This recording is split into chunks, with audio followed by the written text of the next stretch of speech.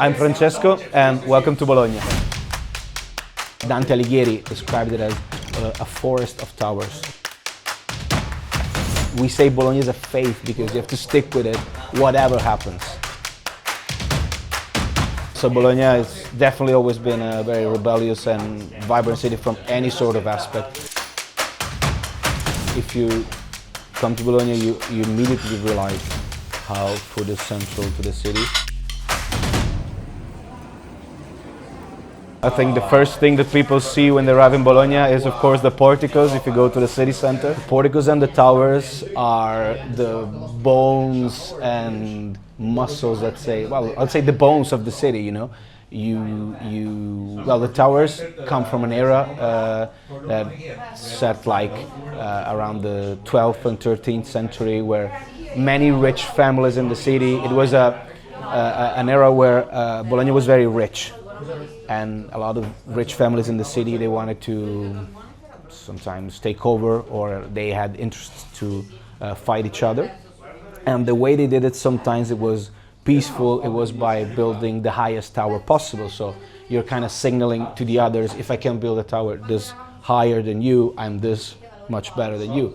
Then of course there was a complex economics behind that, and I'm not gonna get into it, but that's why in that age, Dante Alighieri, the famous poet from Italy, passed through Bologna and described it as a forest of towers. The porticos, a lot of people think they were born, you know, to protect the sidewalks from rain and wind. It's nothing of the sort. They were born because at the time you paid taxes based on how big a building you were building was big at the base. So they were thinking of, like, the idea was to build smaller buildings at the base and then expand them once they got to the first floor. And the first porticos that you can see in the very city center of Bologna, they were made of wood. Then, when the city was reshaped and sort of rebuilt, especially in the 18th, mostly 19th century, in the 19th and beginning of the 20th century, they kept the porticos and they reshaped the buildings to keep them, because it was a wonderful place for someone to, like, have a beer outside a bar, or have, you know, a window open on the shop, or just meet others and chat without having to worry too much about the rain. Then there's a Murphy's Law that says when it rains you're always going to be far away from a portico, but that's another sort of thing. I think they feel that it's a very vibrant city. There's a lot going on from both the the cultural and from the cultural side, and you can just see it in the streets. Like, there's usually a lot of things going on. There's a lot of restaurants. There's a lot of events taking place. If you come in the summer, there is a beautiful outdoor cinema in the city center, in the main square, which is amazing and breathtaking if you've never been there. So they realize that it's a city where there's a lot going on. Of course, for me, Bologna's home. I was born and raised in the city center of Bologna. I have a relationship with the city that it's similar to the relationship I have with a team. Like, you hate it or love it. There's good moments, bad moments, but you can't get enough of it. Even if things are going bad, even if you're in a bad mood, even if you hate it for a certain period of time, but it's your home.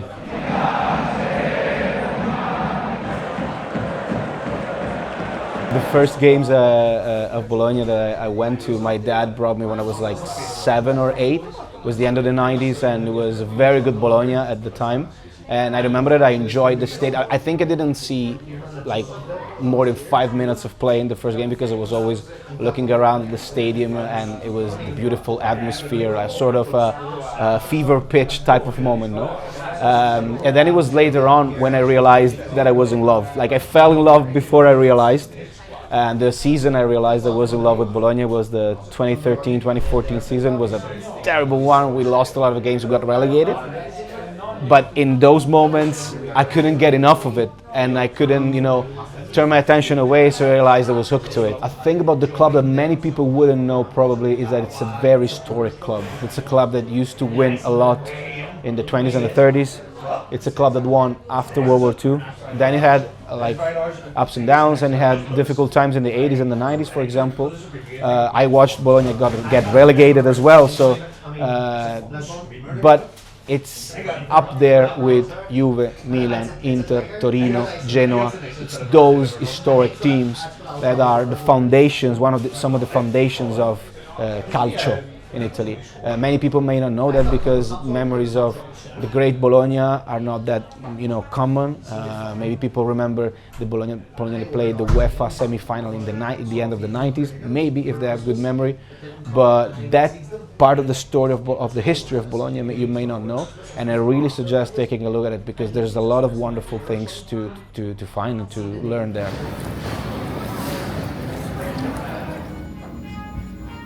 Bologna hosts some say the oldest university in the world, some say the oldest in Europe, but still it's a city that it's always been linked with education, learning, ideas, culture. It had a very vibrant, it still has a very vibrant cultural scene, especially from the music point of view, but not just that. And after the Second World War, it resurrected, let's say, as both architecturally, because the city was devastated by the bombings, but also from a cultural point of view. I think it was the 1980, there was a Clash. The Clash played a concert for free in the main square of Bologna. That's not something that happened everywhere. So Bologna has definitely always been a very rebellious and vibrant city from any sort of aspect. I feel like Bologna lives in a like liminal space between being a very progressive city, which it is, but also some sort of conservatism on the other side. It's always in that line, and Bologna has been, and still is in a certain way, the home of vibrant student movements, for example, very intense student movements, and that has shaped the history of Bologna and also the physical aspect of Bologna in a certain way, the urbanism of Bologna in a certain way. Where I come from, where I grew up, we call it La Città Universitaria, the university city, which is a big section of big part of the city center, and that's one of the many layers of the city. So the people that live that city, they have their own hours, their own timetable. So Bologna has always been linked with the left, especially after the Second World War, with the Communist Party, because there was a time where in Bologna 1 out of 3 residents of the city was a member of the Communist Party. So that gives you an idea of how many people that was. It wasn't just for politics, it was basically also a space of let's say an identitary type of relationship with it. Like I'm part of the party because I'm from Bologna, and I'm from Bologna and I'm part of the party. Like the two things were very interlinked. Then there was also another sphere of like the left, which was the movements, especially student movements, that were not like part of the party. They were also in conflict with the Communist Party sometimes. But Bologna has always been called the Red, metaphorically for this reason. Then of course it's a play on concepts, let's say, because if you look Bologna from above, like if you visit Bologna, you go to the Torre dell'Orologio, the tower clock that it's in Palazzo d'Accursio, the geographical center of the city. You can see Bologna from above and realize why it's easy to call it the Red, because the roofs are all red. It's like when you stick with your family, you stick with yours. It's basically, I personally take a lot of pride in the fact that we're not a team and a fan base that follows the team depending on the results and the score. You cannot do that if you're a Bologna fan. Right now, we're in a good moment and we're daydreaming every day. If you look at where we are, what we're doing, what we're competing for, the fact that we recently won a trophy after 51 years. But that we have to keep in mind, that's very important, we have to keep in mind that that's momentary. Like, we're not that kind of team. If you want to support a team that it's about results and winning, there's Juventus, Milan, Inter, there's a lot of teams out there for you. Bologna is not one of them. We say Bologna is a faith because you have to stick with it whatever happens. When you're in Bologna, you often feel, of course it depends on what type of season that is, but when you're in Bologna, you always feel the presence of the city, of the team around the city. If you walk in the street, you see flags of the team. If you walk around, maybe even stores have some, merch or memorabilia from the team in their windows. But what Bologna FC has been an integral part of the city and the city history and the city life since it was founded. Bologna used to be a very big team in the 1920s and mostly in the 1930s. And when that happened, at the time, the stadium that today can hold like around 29,000 people, there were no seats reserved, booked, so they could fit in 50,000 people. And the stadium often well sold out at the time. So if you go back to the history of the team, if you go back to the history of the city, these two elements have always been combined. Recent years, the last 2, 3, 4 years, of course, have helped Bologna being, first of all, much more known outside of Italy. It's often that I go to a match and I hear someone speaking English or another language, on the stands. I see it as cycles. Bologna has had very great ups and very terrible downs since the 80s. There was a first time that Bologna got relegated, and then a moment of good ups and downs became, and the last 4 years have been just daydreaming game after game. It has contributed to making the team, of course, more popular. Of course, it has contributed to making bandwagoners much more present in everyday life, which is not something that it's often something that not always good, let's say. And that's why, to me, it's important that we're in a good time, you remember the bad ones, and vice versa. Because if this year we end the year in the 10th or 11th seed, the stadium's going to be much emptier last year, and to me it's fine. It's fine as long as Bologna exists. It's on the left side of the table, or let's say close to the top 10. It's great. It's fine. We don't have to worry about anything. So if you want to make me cry, if you want to make me emotional, you make me think about recent success of the team. I've had, I remember 5, 6 years ago, or even more than that. I remember when the president took over the team, and he released an interview. We were in Serie B at the time, second league, and it was an interview saying that the goal is to be in Europe, play in Europe in 10 years. And I remember looking at the people what the f*** is this guy? It's not gonna happen ever. And I remember asking myself, am I gonna ever see Bologna win something? Because I was born in 1992. Bologna hasn't won a trophy hasn't won previously a trophy since 1974. I don't know. It's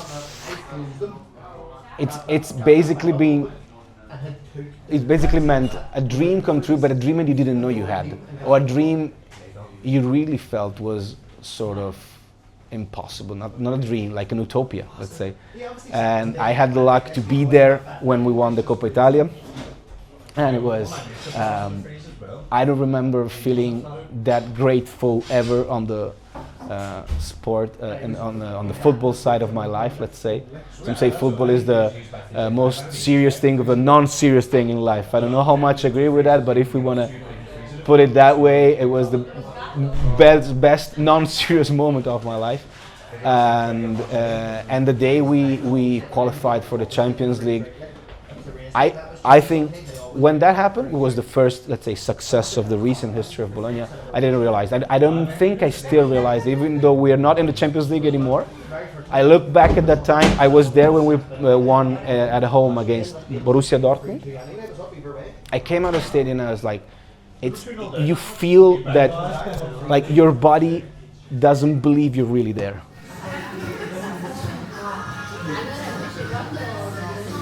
So, to be complete, we say Bologna, la Rossa, la Grassa, la Dotta. So the first and the last is the red and the wise, because of the color from one side the political aspect, the political culture and the political identity of the city, and the Dotta for the presence of the university. La Grassa, the fat one, is because it's always been a place where people like to eat a lot. And if you go to the average Italian, like Bolognese trattoria, it's not like you're gonna be on a diet and go there. Like, let's say that it's not it's a sort of a fat food often. We on that side we're northern in culture. We like to use butter. We like to use a lot of pig meat, for example. So that helps explain it. And we like to eat. And I think every place where people love to eat, love to be outside and eat, they don't eat for survival, they eat or for subsistence. They eat for the pleasure of doing that. I'm fine in that. I'm fine there, and I like there. And here it's pretty much like that.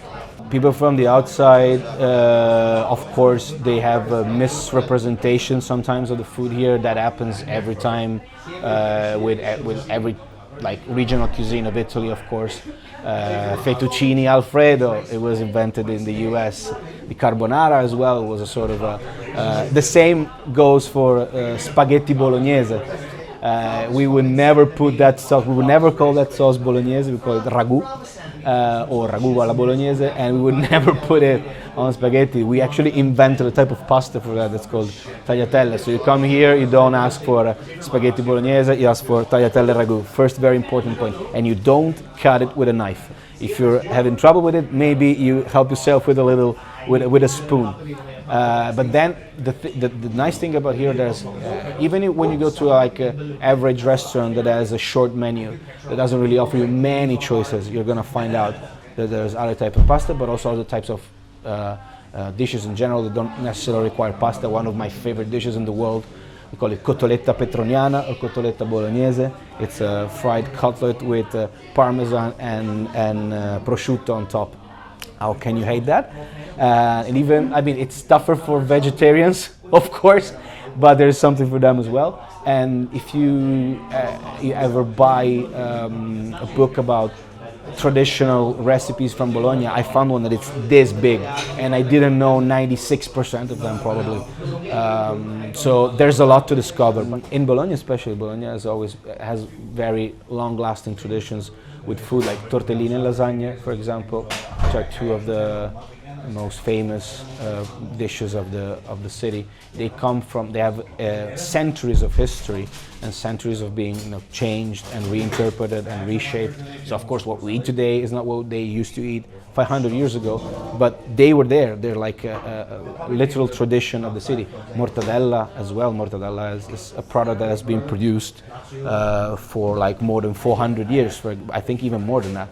And that also part of the identity of the city, because the groups of producers, it's in Italy, in Bologna it's called the salsamentari. It's the producers of cured meat. It's one of the most antique organizations present in the city. It was founded, I don't remember, but it was founded like 13th century, something like that. It's very antique. So the food here is an integral part of when I told you that, when I was saying that the city is very vibrant, people love to do and invent stuff, that's strictly linked with the food as well. First recommendation, if it has a line outside, don't go there. Maybe it's worth the line, but it's usually not worth it.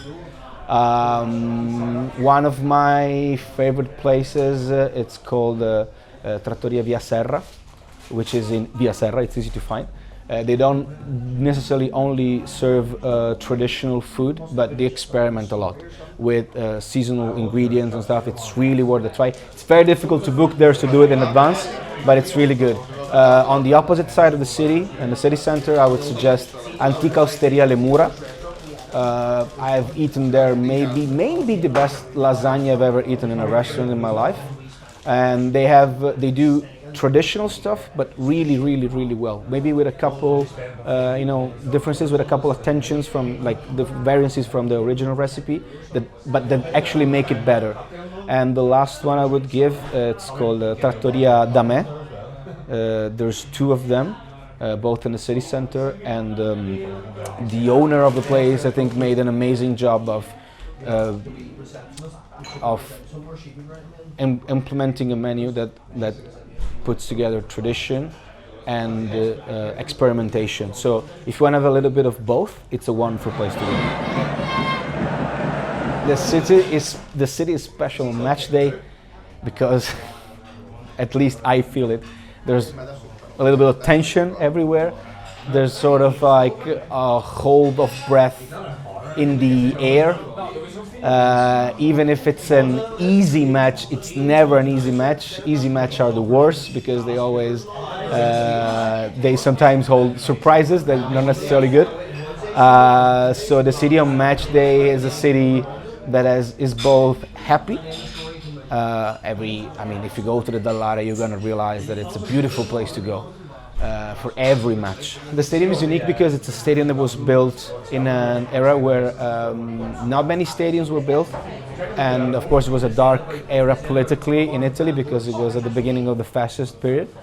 But at that time, what they wanted to do is build stadiums that were monumental, not just big or with a great capacity. They wanted to build monumental stadiums. So La Torre di Maratona, which is the tower that you see on the Distinti side, it's one of the stands on the large side of the pitch, is a monument per se. It used to have a statue on the top that is now a golden statue of the Nike goddess that it's now held in the museum of the city, of the team. And what makes it special is that it just you feel it, that it's a stadium. It's sort of like a small version of the Stadio Olimpico. It was built to give you the idea of being inside a breathtaking place. There's a beautiful scene in a movie that I love, that I forced my girlfriend to watch before the Coppa Italia final, this Fever Pitch at Colin Firth. And there's a moment where he tries to explain what it feels to be in the stadium. You look around, there's people that are, if you're suffering, they're suffering with you. If you're happy, they're happy with you. If you're crying, they're crying with you. It's that feeling, and the Dall'Ara Stadium, which is actually a monumental stadium, it's actually like legally a monument of the city. And it's a wonderful place, it's a wonderful scenario to feel that. Because first of all, you're in a beautiful place, and then you look around and then you realize that you're part of a big family. Maybe you wouldn't necessarily be friends with anyone there, maybe, or maybe yes, but that's not important. You feel part of a continuum, you feel part of a group, you feel part of something bigger. That is just, I think it's one of the best feelings in the world. Bologna and Bologna FC, they are a beautiful and breathtaking set of contradictions. You have to love it, but if you do, you can have wonderful experience. Grazie Francesco.